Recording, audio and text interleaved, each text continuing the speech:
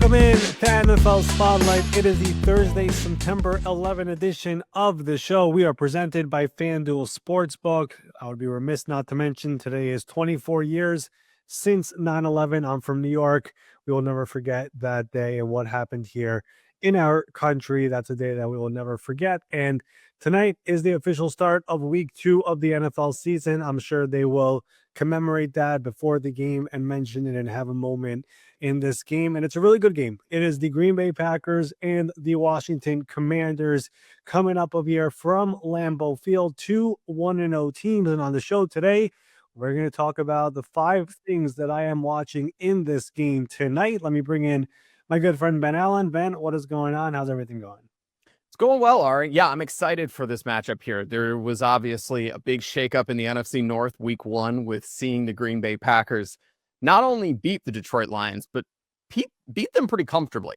And then, of course, on the other side of things, we have the Washington Commanders who played the New York Giants, won that game. The Giants are still trying to figure out exactly what they are and potentially who their quarterback in the future is going to be, in the future being probably the near future. So big games tonight.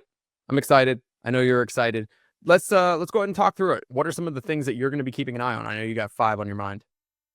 Yeah, I mean, some of these are storylines. Some of these are things to watch. Some of them are just cool facts. And I'll start with a great one here. This is a matchup of 2 teams who are on sort of opposite spectrums when it comes to the age of the team. This is the oldest team versus the youngest team, the Green Bay Packers.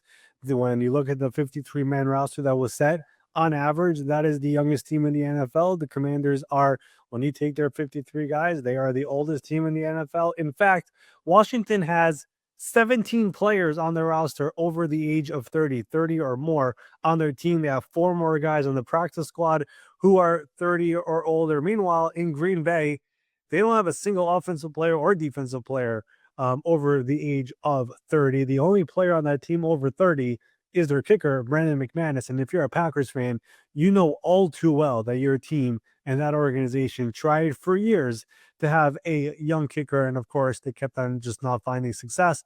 Last year, they get McManus, and he's been pretty good. But this matchup, young versus old, we'll see that, of course, unfolding. The one thing that is going for both these teams when it comes to the young department is both these teams have young quarterbacks. Jaden Daniels, the rookie of the year, and of course, Jordan Love, who is healthy from that training camp injury of the thumb injury. He's good to go after a very impressive week 1 game versus the Detroit Lions. That's the first thing here that we're going to be watching here in this game, young versus old. Number 2, Micah Parsons. We know he was a pretty big deal. He was traded to Green Bay. I'm sure the Commanders are very happy he's no longer in their division, but he is playing them here in week 2. And in fact, Micah Parsons last week, week 1, just 29 snaps. I expect that number to go up.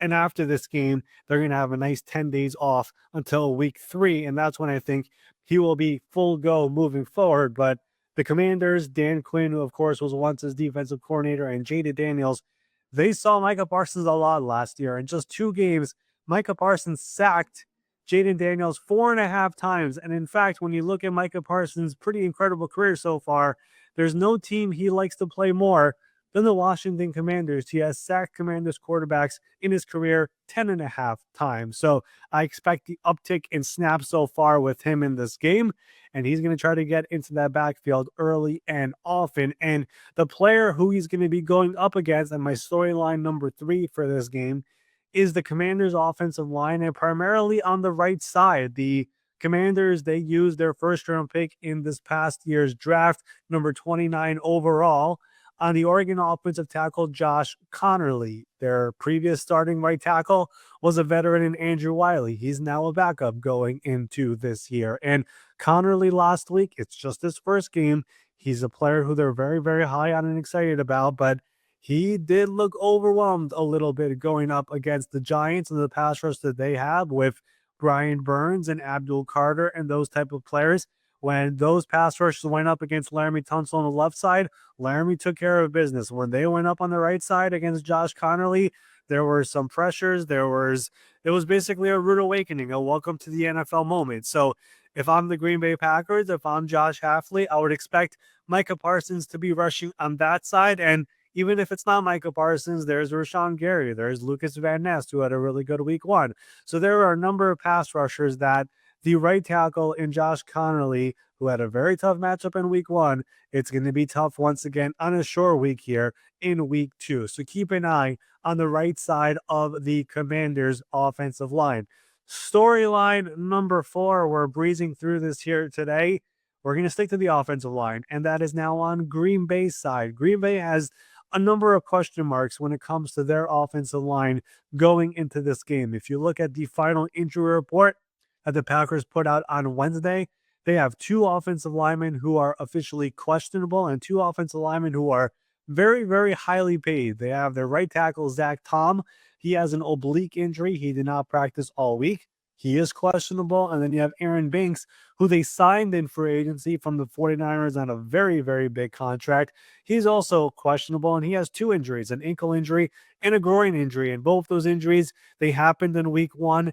They, as I said, they did not practice this week. And during that game on Sunday versus the Lions, when both those guys got injured, the Packers were shuffling around their offensive line. We saw Jordan Morgan, their former first-round pick. He came in at one point at left guard. They had Sean Ryan take over at right guard. They had Darian Kennard, who they traded for from the Eagles. He was coming in. Anthony Belton, who's their second-round pick, he was coming in. There's a lot of movement going on over here with this offensive line. If both those guys don't play, or one of those guys don't play, that is one to watch over here with this offensive line of Green Bay. And primarily because that Commanders defensive line, they were getting home on Sunday versus the Giants. The Giants, their offensive line, obviously they were missing Andrew Thomas. Russell Wilson was getting pressure left and right. He didn't have much time to throw. If you're going to be without those 2 offensive linemen, it could be a potentially a similar story over here for the Packers. And the one player this will benefit the most, I would keep an eye on Javon Kinlaw, the free agent signing from this offseason, signed a big 3-year contract. He knows Adam Peters because Adam Peters was the one who helped draft him in San Francisco. He was all over the field on Sunday in week one versus the Giants. He had 4 tackles. He had 2 run stops. He had 2 tackles for loss. He had 2 or 3 pressures. He had a quarterback hit on Russell Wilson. Like, he was in the backfield a lot on Sunday. Deron Payne was another player who had a lot of success on Sunday. Dorrance Armstrong. That defensive line, there's no crazy big time household name on that defensive line, but these are players who could get to the quarterback and impact the game on the running game and the passing game. The last storyline for me in this game, and again, it should be an incredible game, a great game, 2 really good teams. One of them will be 2-0. We had a player this offseason who was involved in a lot of contract drama. He requested a trade just like Micah Parsons did, but he did not get traded. He ended up getting paid. That is Terry McLaurin. And if you were watching the Giants and Commanders game in week one, Terry McLaurin's name was not said much on the field. They mentioned his contract. They mentioned his trade request. They mentioned his hold-in. They mentioned his holdout. He finished the game with only 2 catches for 29 yards. So the one to watch over here is if the Jaden Daniels, Terry McLaurin connection will be back in full force here tonight, or is there still some of that rust? Is there still some of that, hey, I didn't participate much in training camp, I had that ankle injury? Like, that element of it is one to watch over here in this game as well, because when you looked at this last week's game versus the Giants, we saw a lot of Deebo Samuel. He was involved a lot. We saw some Noah Brown in the game. Terry McLaurin, who was involved in virtually every game last year, was not really involved that much. So will he finally have that game that we're used to with Jaden Daniels, or will it take some more time over here until he gets all the way back to 100%? Those are my 5 storylines to watch here for Thursday Night Football Week 2. That's actually the perfect transition to what I wanted to ask you next, was because we did not see much from Terry in that first week of the season. He was only able to bring in 2 of the 4 targets that he got for 27 yards. Deebo Samuel on the flip side of things, 10 targets, 7 receptions, 77 yards. And of course, he had that 19-yard rushing touchdown. Do you imagine that the way that Deebo was actually utilized is the way that they're going to try to use him moving forward? Do you imagine that maybe the targets will go down if Terry McLaurin is seen a little bit more?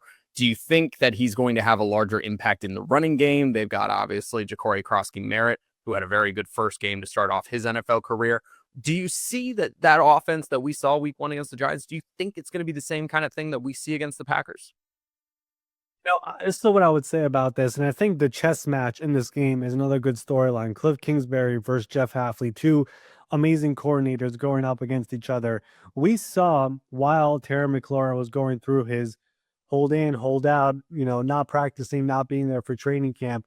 At one point, Cliff Kingsbury took it into his own hands and told the reporters, like, hey, we need all our guys out here. Like, we got to start practicing. Week one is around the corner. So they never had a shot this entire training camp and preseason and all of that to see everybody together. Like, even the preseason game versus Cincinnati on Monday night, we got to see some Deebo Samuel and how they're going to use him. And there was a carry. We saw all of that in week one as well, but they never had a chance to have both these guys on the field at the same time much. I mean, the first time he really got on the field, Terry, was practice week last week for preparing for week one. So they've had to kind of work from behind over here when it comes to that element. And that's why I was not totally surprised that they were not fully in sync in week one compared to how they would have been had they have handled the Terry contract much earlier in the offseason, which everybody thought they would. Nobody thought it was going to get that ugly. So it would not surprise me again if tonight, Thursday night's game, where all of a sudden it's not exactly the way it's supposed to be, because the dynamic of having Deebo creates a whole different element to the offense. He could be used in a multitude of different ways. And we know the fact that he's in a contract year and he really worked hard on his body this offseason and really came in shape. That was one thing that a lot of the Commanders coaches were praising him, that they were really impressed by that. So he is all the way locked in. But when Terry wasn't on the field for much of the year, for much of the offseason, most of training camp, that definitely probably affected things. So after this game is over, we'll see what happens tonight. Then you get that 10 days off. And that's when I think we're going to start seeing everything go into rhythm. But if it's not all the way back here tonight, that's why it was my fifth storyline for this game. It would not be the most surprising thing to me, considering the fact that Terry was barely out there all summer. I know fantasy football fans, Packers fans alike, will be very excited when they see the eventual breakout game from their first round pick this year in Matthew Golden, the burner out of Texas. He only had 2 receptions week one. I think a lot of fans were a little bit surprised to see Romeo Doubs being their leading receiver. They still have Jaden Reed, who they work into that as well. Do you anticipate his role growing in this second game of the season? Should he be somebody that people are keeping an eye on? I mean, I've said this before here on the show. We said it after the draft. The Packers never use first round picks on receivers. So if they're doing that, that means they saw something really special in Matthew Golden. And the other matchup also to watch tonight is probably just Marshawn Lattimore, who they traded for last year.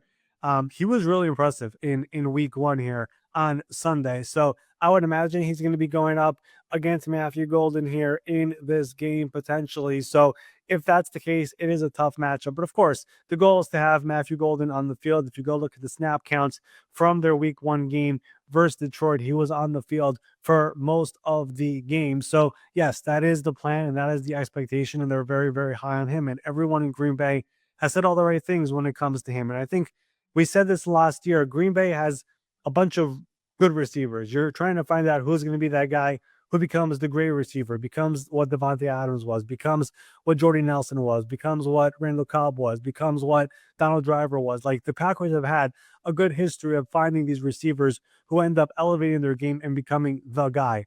Who is that going to be? Maybe it will be Matthew Golden. Maybe Jaden Reed takes the next step up. Maybe it is Romeo Doubs. Christian Watson just got a 1-year extension. He's obviously not playing. He's still recovering from the injury, but they clearly still believe in him as well. So there are a bunch of guys here on this team, and who's going to become the guy for Jordan Love for the future is the big question. If I was a betting man, I would obviously say Matthew Golden. There's a reason why they invested so much in him. But again, this is going to be part of the process throughout the year early on in the season to find out who is going to be the X guy for Jordan Love. And I would expect the role for Matthew Golden and the offense to be more pointed towards him as the year goes on. Switching it back to the other direction, kind of a combo question here as well, though. Jaden Daniels had 11 rush attempts week one, something that probably, again, gets fantasy managers excited. Maybe those who are worried about his health long term, maybe a little bit more worried. One of the things that the Dallas Cowboys said when they moved Micah Parsons was that they were worried that their rushing defense was not necessarily as strong when they had him out on the field. Whether that's fully true or not remains to be sort of seen. The numbers sometimes support that. But do you imagine that the Commanders and their offense is going to be trying to see how they can adjust the run game to be able to continuously go at this Packers defense, which also now doesn't have a Kenny Clark helping kind of cement things up the middle? You know, Ben, I was actually more impressed last week when we talked about the Lions and Packers game was the fact that the Lions running game also just couldn't get moving. I mean, it just wasn't alive at all. Jameer Gibbs, David Montgomery, it was not what any of us know of the Detroit Lions. And I've wondered this also when it comes to Jaden Daniels. You mentioned how many times he rushed last week. The thing about him also is that Dan Quinn and everyone in that organization knows that he is the franchise quarterback, and you don't want to risk anything significant when it comes to him. So I've wondered throughout all of this, going into the season, are they going to try to limit the amount of times he runs the ball? There was a point in Lamar's career, Lamar Jackson, who still runs the ball plenty of times, but he also started saying, "Hey, I'm more of a quarterback who's looking to throw the ball now." So I've been curious to see if that's going to become more of the emphasis for Jaden Daniels going into this season, and if that just becomes more of the norm. He's always been somebody who's looking to throw the ball, but at the same time, to not risk any of that injury where he's not going to be running the ball 8, 9, 10, 11 times in the game. So that's the other thing that I'm also kind of watching in this game. And I know the Packers traded away Kenny Clark, and I get it and all of that, but their run defense was not in any way bad in week one. And they've had guys step up there and they've moved people around. Micah Parsons at one point in that game versus Detroit was lining up over the center. They've used Lucas Van Ness in that role as well. So Jeff Hafley is one of the more creative defensive coordinators in the NFL, and I think he's perfectly fine moving guys around and trying to find different ways to replace Kenny Clark in that defense now that he's no longer there. The Packers enter the game as 3.5-point favorites, according to our friends over at FanDuel. We did a little bit of a breakdown during our Nick Bonito interview that we ran on Tuesday. If you haven't checked that out yet, it was a whole lot of fun having Nick on. He obviously just got his big payday last week, locking him up long-term with the Denver Broncos, one of the linchpins of that defense, along with Pat Surtain. Ari, I know it was a great conversation. We're all excited for the NFL season right now. We're excited for all the interviews we've had. We're excited for the interviews that are still on the way. We recorded one earlier on Wednesday, which was a very, very special one that's going to be coming out on Tuesday with a very special guest. Keep throwing the word special out, but it really is a cool one. Somebody we've been working on for a long time. I'm sure you'll be giving some more hints as we get closer to that. But unless you have anything else on TNF to get through, I think we're good here. I would agree. That will do it here for our Thursday, September 11 edition of the NFL Spotlight Show. Enjoy tonight's game. Week 2 is officially here. Commanders and Packers from Lambeau Field, and we will see everybody back here tomorrow morning. We'll see you then.